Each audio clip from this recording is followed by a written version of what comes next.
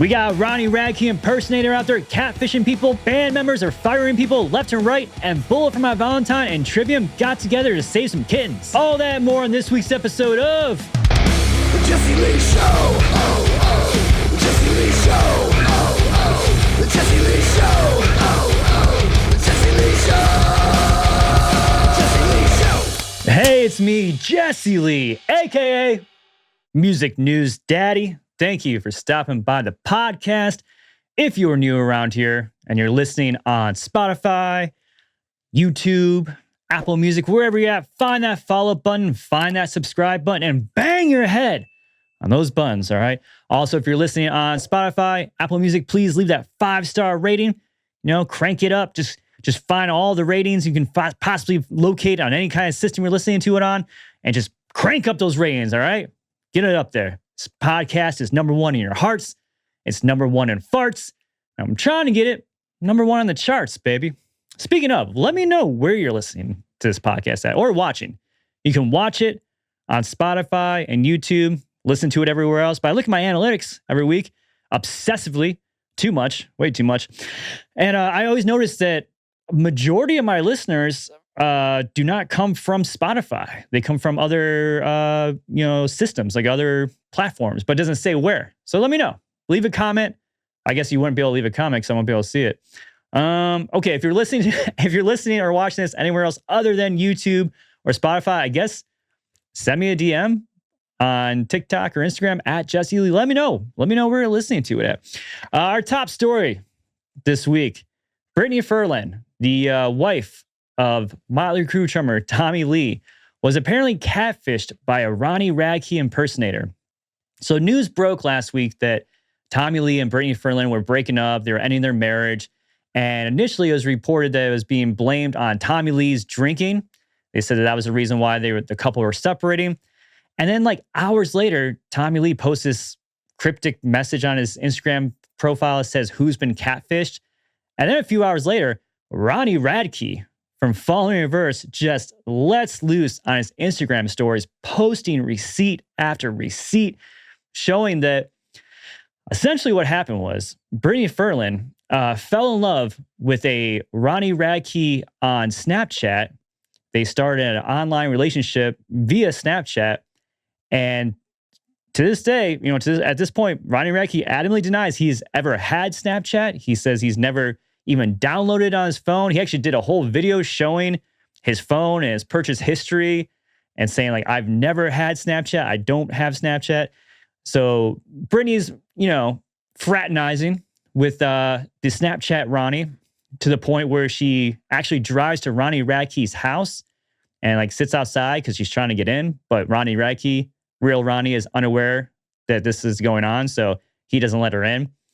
And Ronnie Radke shows the Instagram messages from Brittany because she had followed him on Instagram and started liking all his stuff and responding to things. And she actually says, like, at one point, "I'm here. Where are you?" She sends him a voice memo. Again, all this is unresponded to because Ronnie doesn't even look at it, apparently. And it just says, like, "Hey, I'm outside your house. Like, what's going on? Like, why you ghost me?" basically. And then Ronnie Radke gets a message from Tommy Lee calling him out for messing around with his girl. And that's when Ronnie Radke's like, "I don't know what you're talking about." And that's when he starts exposing everything. And Ronnie Radke says that's why he brought everything to, the public attention, because he felt like he was going to get thrown under the bus here. He was going to get attacked and get shit. He's got Tommy Lee coming after him for allegedly trying to hook up with his wife. And Ronnie's like, "Yo, I don't know. Come get your girl. Like, this has nothing to do with me. You brought me into this situation. I am not messing around with Brittany Furlan." So then Brittany posts a 7-minute response video explaining her side of the story, saying that she still doesn't really fully believe that it wasn't Ronnie Radke on Snapchat that's catfishing her. She believes it's a real Ronnie Radke, and she doesn't know if they were just messing with her. But she's like, okay, like whatever, fine. And then she starts showing receipts about, again, I hate using like showing receipts. It feels very juvenile, but I mean that's the verbiage we use now. Showing receipts that Ronnie Radke apparently wanted to come to one of her comedy shows, and they were communicating via a mutual friend. It's very sketchy. It all doesn't make very much sense. Also, I do love that in the videos and everything that Ronnie has posted about Brittany, he keeps spelling Brittany's name wrong. She's spelled with a A and he keeps spelling with an E. I don't know why that part makes me laugh. It's almost like he's like, I don't even know who this person is. I can't even spell her name. I really don't know anything about her. I'm not interested.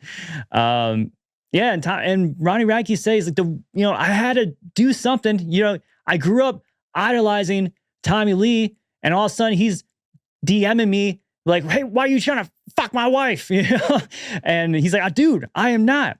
And the response that a lot of people have had initially, like baseline, the sort of like kindergarten paint by numbers response here is, how could she be so easily catfished? Like, how could she be so dumb? How could she not know? She's a social media influencer. She's a podcaster. She's savvy. How'd she get duped? Listen, there are a lot of people out there getting duped every day. And it's not like, Brittany Furlan is not like a young kid or anything like that. She's, how old is Brittany? 38, I think. Let me double check. I don't want to say she's older or younger than she. Okay, so she's 38 years old. So, nearing 40. I can see it happen. You get, especially when you're all horned up, you're all horned up and ready to go. And somebody you find attractive is hitting you up. You might throw caution to the wind. You might be like, yeah, it's weird. He's only communicating to me on Snapchat, but maybe he's trying to keep things on the DL. That's what she said in her response video. She said the reason why they were chatting through Snapchat is because he wanted to keep things, low key. He didn't want to hurt his snitch, supposedly. It's not like he was asking her to bring like Visa gift cards with her when they meet up.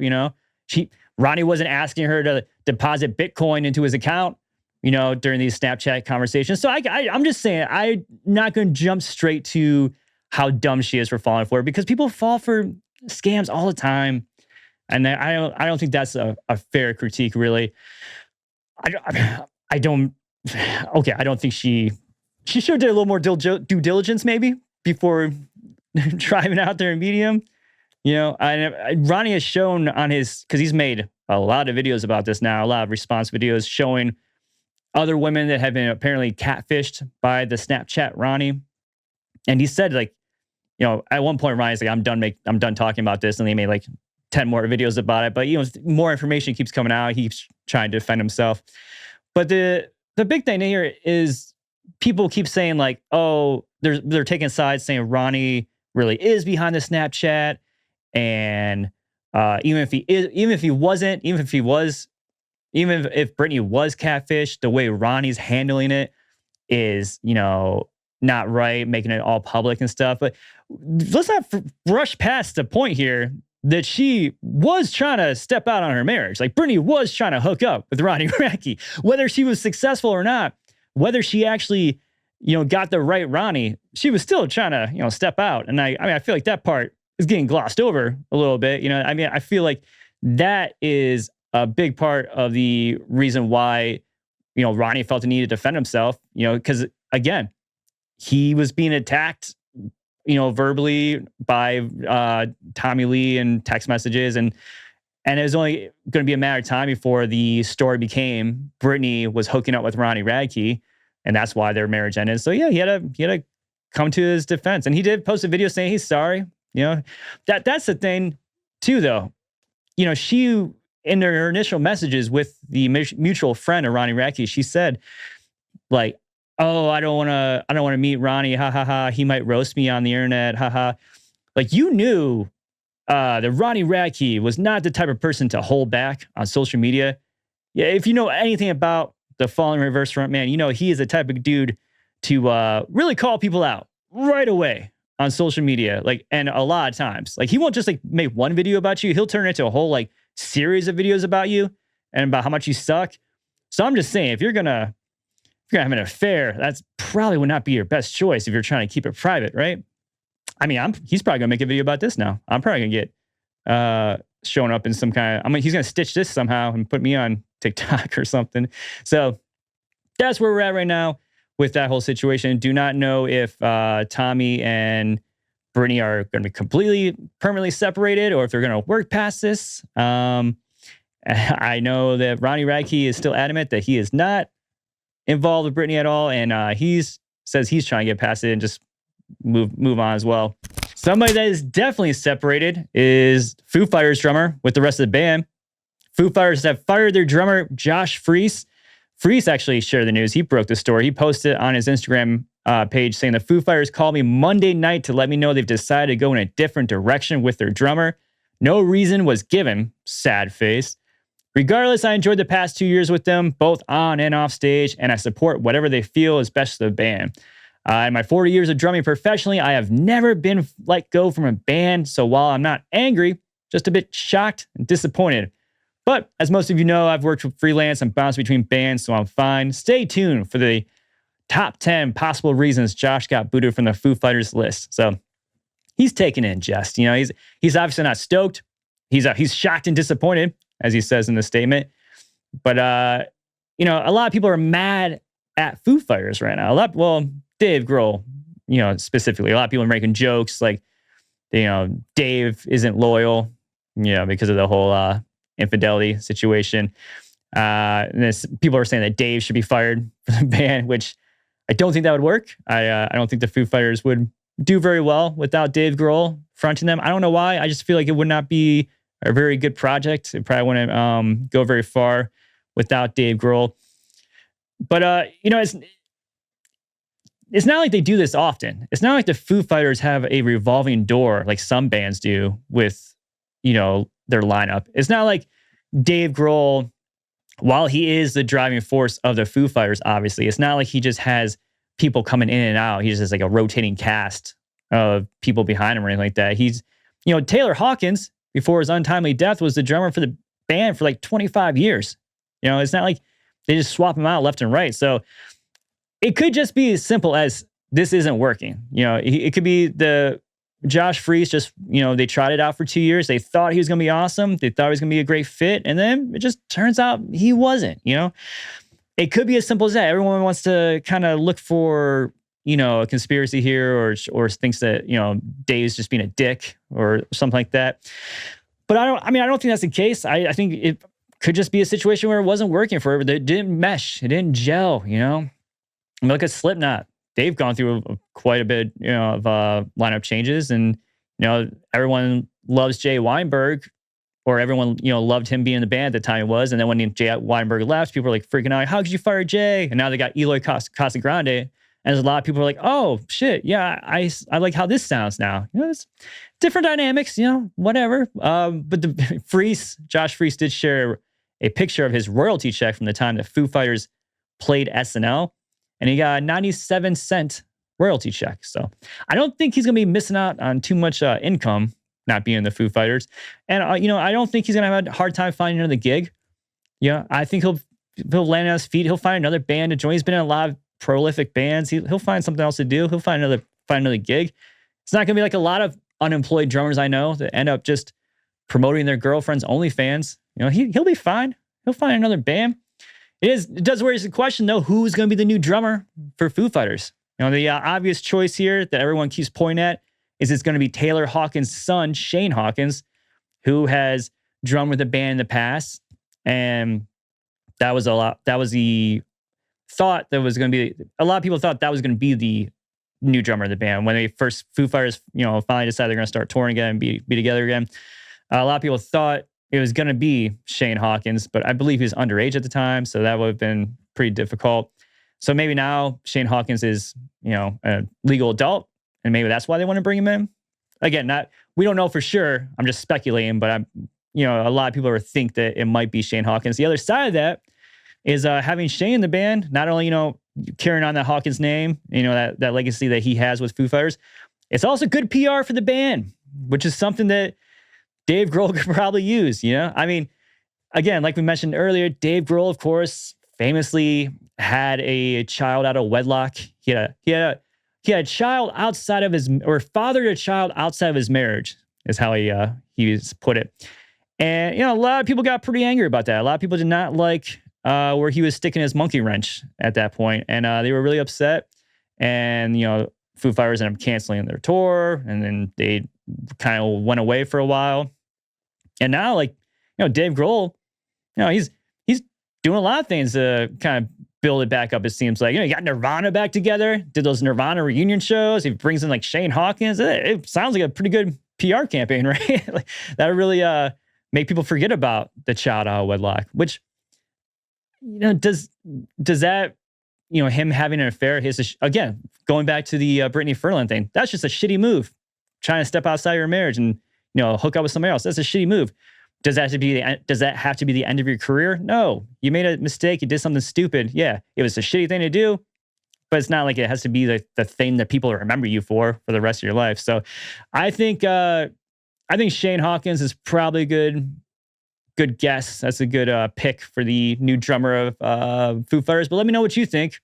Comment below and let me know. Another little band shakeup. I Prevail parted ways with co-vocalist Brian Burkheiser. If you're familiar with the metalcore band I Prevail, they have two vocalists. Famously, they have Brian and Eric. And Brian has left the band. In the statement, they said they've mutually decided to part ways. It was a difficult decision, but they felt like it was best for everyone. They wished Brian nothing but success and happiness in his future endeavors. They said moving forward, Eric's going to remain in the band. Thank God. I don't want to lose both of them. And then said that Dylan, their guitarist, he'll be filling in for Brian, which Dylan has done in the past because Brian has missed tours in the past because of surgeries he had. He has a very rare condition called Eagle syndrome, which is something with his neck and his jaw. And he had to get bones removed. It looks very painful. So he was out for quite a while. But then he came back and he did a tour last summer with the band. And now he's gone again. So a lot of people are wondering, like, is it related to the surgery? Brian hasn't made any posts about this. Brian hasn't said anything. A lot of people wonder, like, the way this is worded in I Prevail's statement was Brian fired? Was he let go? It's kind of not 100% sure, like, if it was, like, amicable. The band says that they have mutually parted ways. They according to the statement from the band. So that's all we can go off of. We can speculate all we want, but I mean, that's what the band's telling us. That's kind of like what we have to go off of.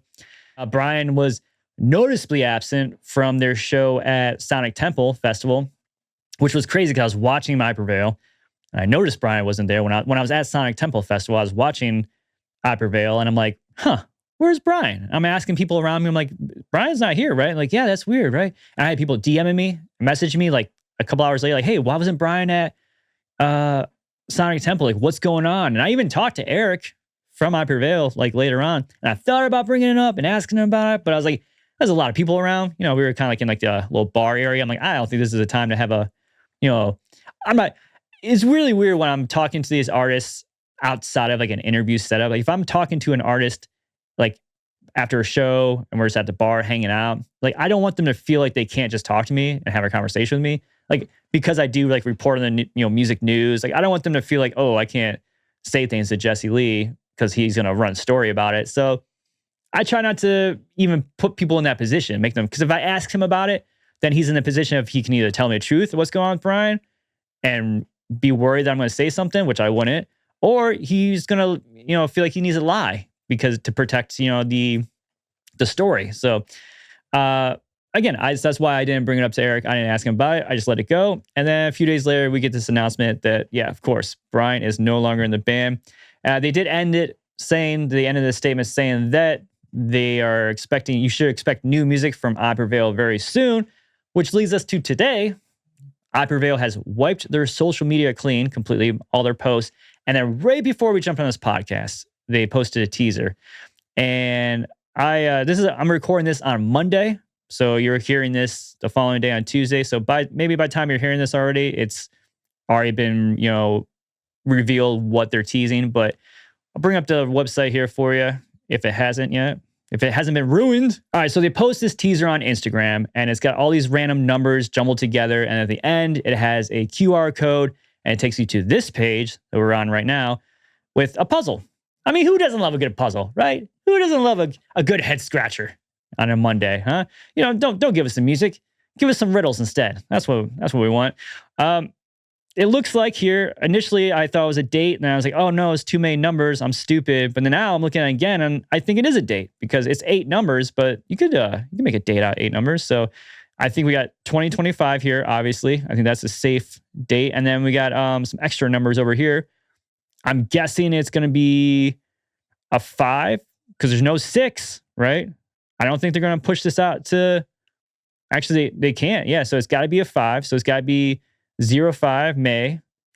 And then it could be. Wait a minute. Oh, shit. This isn't a date, is it? 1, 2, 3, 4, 5, 6, 7, 8, 9, 10. No, there's 10 numbers. Damn it. This can't be a date. All right, I'm screwed. All right, we got some letters here too.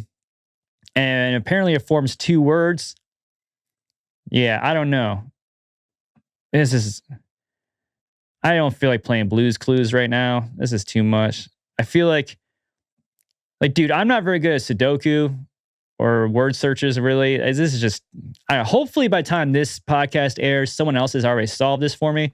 And this is unnecessary. But if you do get the right formation here of letters and numbers and you hit submit, I'm assuming it's going to give you some kind of pre-save link to a new song. So, like I said, hopefully by the time this podcast airs, someone has figured it out. Anyway, something that we do know is that people love Sleep Token. Sleep Token's hella popular.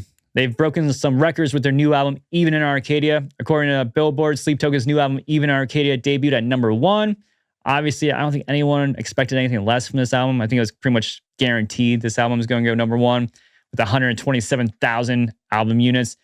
The big news, though, is Billboard says the streaming numbers marked their largest streaming week ever for any hard rock album. So, golf clap to Sleep Token. Even though Pitchfork famously gave the record a 2.3 out of 10, saying it's the worst album of the year.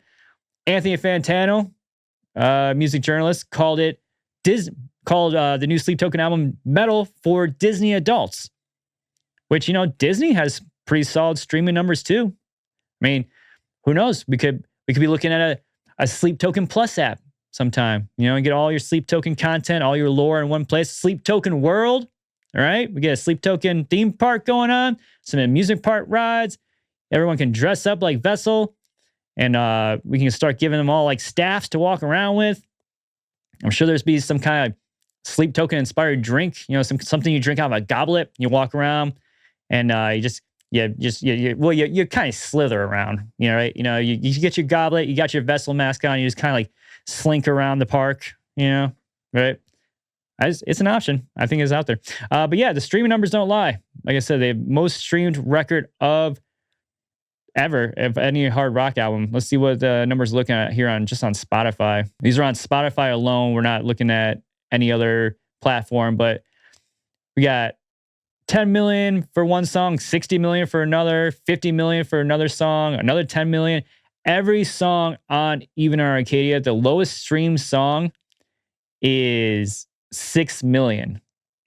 6 million, and that's the last song on the album. So might just be a case of people not, getting through the entire album. So those are crazy numbers. Those are mega pop star numbers for streaming. So awesome work on Sleep Token's part. Congrats to them. A lot of haters out there, obviously, but the numbers don't lie. So I think they're doing all right. Also, the mystery masked band president. Speaking of masked bands, they it's been about 3 months since this strange band president started being teased. They look like old-timey presidents. That's how the singer's dressed. And they announced themselves a few months ago, say they were going to be playing Download Festival. Everyone was wondering who they were. Well, they finally dropped a new song, In the Name of the Father. And I've seen a lot of people, compare it, of course. It's the Diet Sleep Token. That's the easy way out. I don't think it sounds like Sleep Token at all, actually. Other than the masks, I don't really see any similarities. It's got, it's metalcore adjacent music, and it's kind of like got a sultry tone to it, I guess. But I don't know. I don't really think they sound like Sleep Token. They're not Sleep Token light. They're not great value Sleep Token or anything like that. And I'm not going to ruin it about who's behind the mask and president. I mean, if you want to Google it, you can go find it. But I'm not going to, if you don't want to know who's behind the mask, I don't want to ruin it for you. And also, I don't think most people care, honestly. Like, the person who everyone's saying it isn't somebody that's super famous in the US. I know people in the UK are listening to this right now, pulling their hair out saying, are you kidding me? This person's megastar. Like, I'm just saying over here in the US, we don't really know that person that well. He's not I know my editor Jack is from the UK, and he's probably going to delete this because like, you dick, how do you not know who this person is? But I'm just saying it's not that big of a deal. Not saying there's nothing wrong with him. There's nothing wrong with. I'm not trying to crap on president or the person behind the president mask. I'm just saying I'm not going to ruin the lore for anyone that wants to dive into it. There's plenty of other people online that have unmasked it, if you will. You can go find that. But that does bring me to my question. What do you think of masked bands? Like Sleep Token, Ghost, President. Like, how do you feel about it? I have posted a poll over my Instagram story at Jesse Lee. And according to that, 79% of people say they love it. They say that it adds to the music. It's kind of fun. And 21% of people say it's just corny, dumb gimmick. Don't need it. Obviously, masks are nothing new. Going back to Slipknot, Mushroom Head, Guar, like mask bands have been a thing for a while. A lot of those bands have end up taking off their masks and revealing who they are. But I don't know if Sleep Token's going to go that route. For example, I feel like Sleep Token has become pretty successful with the masks on. So I don't know if that's something they're going to really need to dive into at any point. I don't know if they ever want to do interviews or they need to, as far as revealing who their true selves are. But let me know. How do you feel about masked bands? Are you for them, or you think it's a corny gimmick? Some other new releases to talk about this week. Linkin Park released a deluxe version of their album From Zero. Lorna Shore released Oblivion, the lead single off their forthcoming album. I Feel the Ever Black Festering Within Me. Oof, rough. It's coming out on September 12th. And also Sleep Theory. They released their new album finally, Afterglow.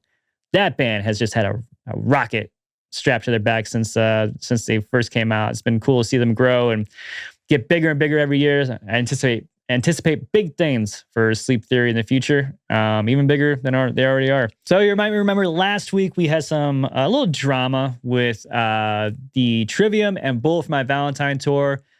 Basically, the tour was supposed to be a world tour, and then it came out that it's not going to continue on for the rest of the world. It's just going to be a North American tour, and they're calling it quits. And initially, Trivium's bassist Paulo blamed Matt Tuck, lead singer from Bullet for My Valentine, for the whole reason why the tour is not continuing on. Then both sides came out and said, "Hey, let's not, be negative here. Let's not argue. Let's just enjoy how great the tour was and move on." And so that's kind of where it ended. Any sort of beef, quote unquote beef that there was, is not there. The band finished the North American tours together, and they even got together and saved some kittens. Because if there's one thing that can bring a bunch of dudes together, it's the common pursuit of some. I'm not gonna say it. There might be kids listening, okay? But they saved some kittens. So we got some video here of them doing it. I'm gonna mute it because there's music playing in the background, and I do not want, I don't want to be copyrighted. I don't want to get this video get blocked because of a kitten video. It'd be the worst. So a band and crew. Oh yeah, if you're listening, if you're just listening to this, I'm sorry, this sucks for you, because this part's not going to be very entertaining. I'll try and narrate it for you as much as I can. If you're listening on Spotify or YouTube, though, just open up that screen and watch along with me. So it shows a band and crew saved 4 kittens from inside of a diesel generator. So it's showing the diesel generator right now. Right away, first question: how do you know there's kittens inside this diesel generator? Like this, you can't even see them from far away. So why were you getting so close to this diesel generator that you heard kittens meowing? What were they doing hanging out around this thing? But luckily they were. I mean, thank God they were. So they found the mother was hiding in the sewer. They tried to lure her out with tuna and water. That didn't work.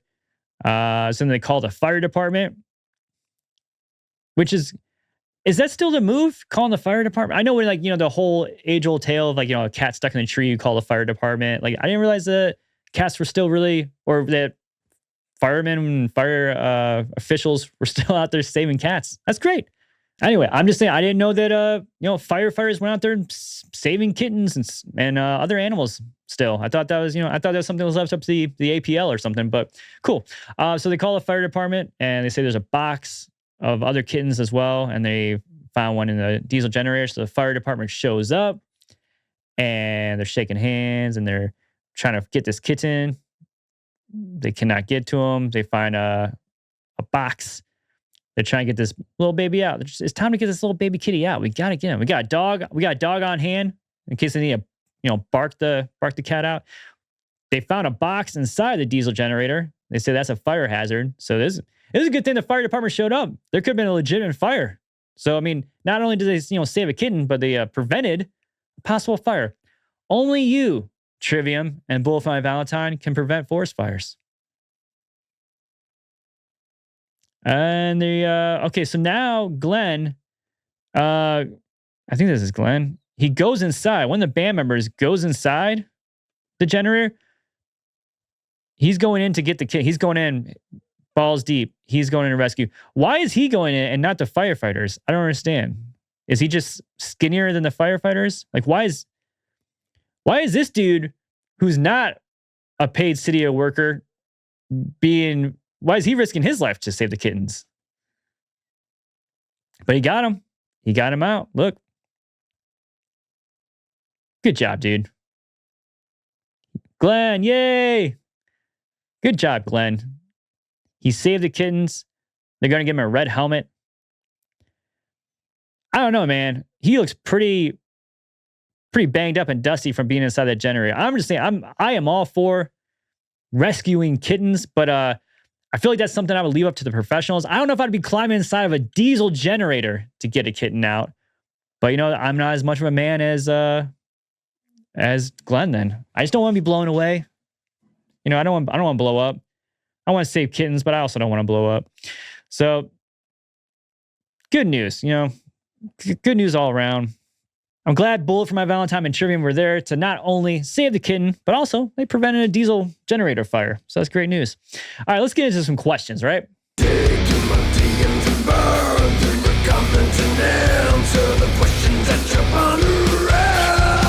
All right, Dad Bad Ab Boom JT.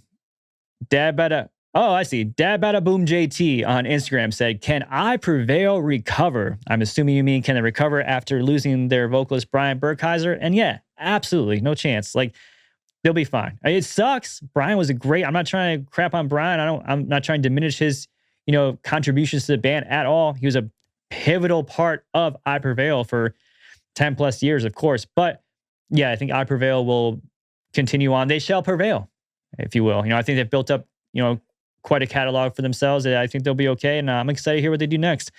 Willz43 on Instagram said, "If you were a chicken flavor, or if you were a chicken wing flavor, what would you be?" Hot, baby. Obviously, I'd be hot. So hot. Maybe hot barbecue. Feeling a little extra flavor. Midnight_sun756 on Instagram said, "If your life had a narrator, who would you pick?" I'd choose Dave Grohl or Jack Black. Those are both really good ones, honestly. Jack Black especially. That'd be great. I think my knee-jerk reaction is to say like Morgan Freeman. That's a classic narrator voice. That's who you want, narrating your day, right? Morgan Freeman. But in all honesty and realistically, it would probably end up being like John Mulaney or something. It would be it wouldn't be as cool as Morgan Freeman. No disrespect to John Mulaney. And be like, hey, he's telling music news. Aha! Like it wouldn't be very nearly as cool, unfortunately, I feel like. Ethan Hook 2020 on Instagram, hope I'm saying that right, said, "When can we get the podcast of the countdown? I enjoyed it so much." Yeah, I do the top 10 trending tracks of the week, of course. And a couple years ago, I had it as a podcast.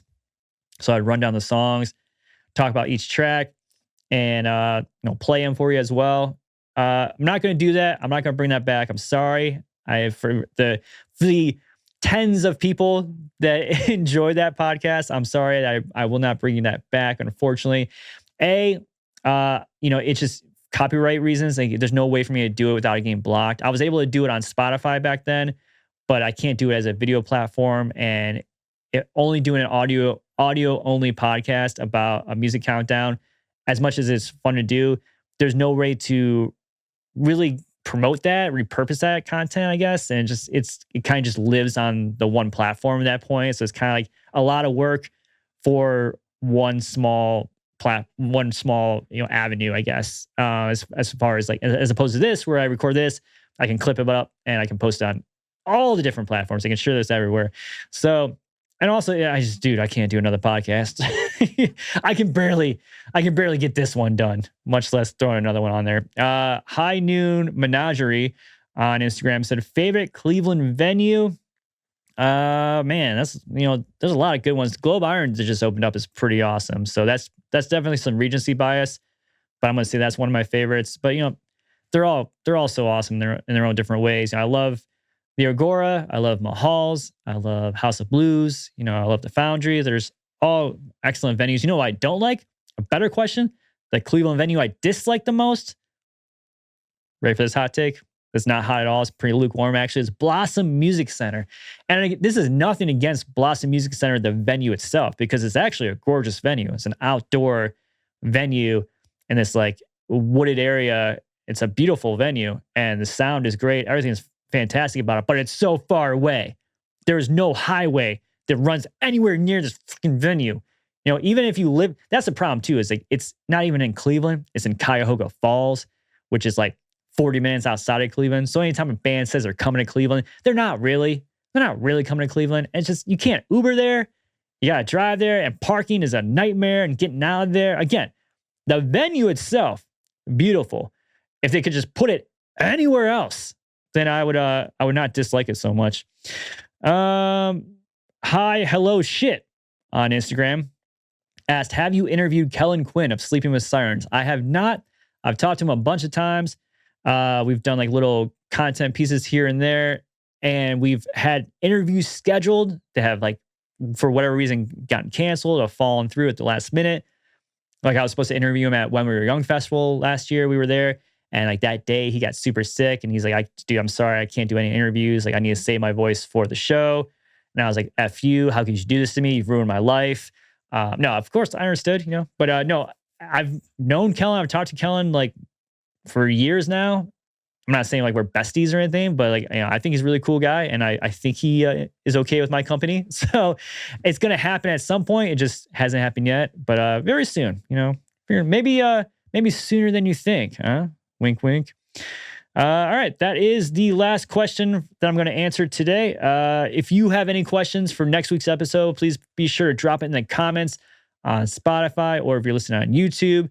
If you're listening anywhere else, I won't see them. So, DM me at Jesse Lee on TikTok and Instagram, at Jesse Lee Show on X. Make sure to please find that follow button, find that subscribe button, and bang your head on those buttons, all right? And leave that 5-star rating, or that, high five rating, or that, 5 thumbs up, whatever the top rating system is on the platform where you're listening to this podcast on. Please give me the highest rating you can. Show me some love, baby. I'm giving you all this content, all this delicious, beautiful content. Just give me some back. Hook me up. I don't know. I'm gonna figure out a different way to end this. How about a dance? Yeah. All right. Take it easy now, and bye-bye. Jesse Lee Show. Oh, oh. Jesse Lee Show. Oh, oh. Jesse Lee Show.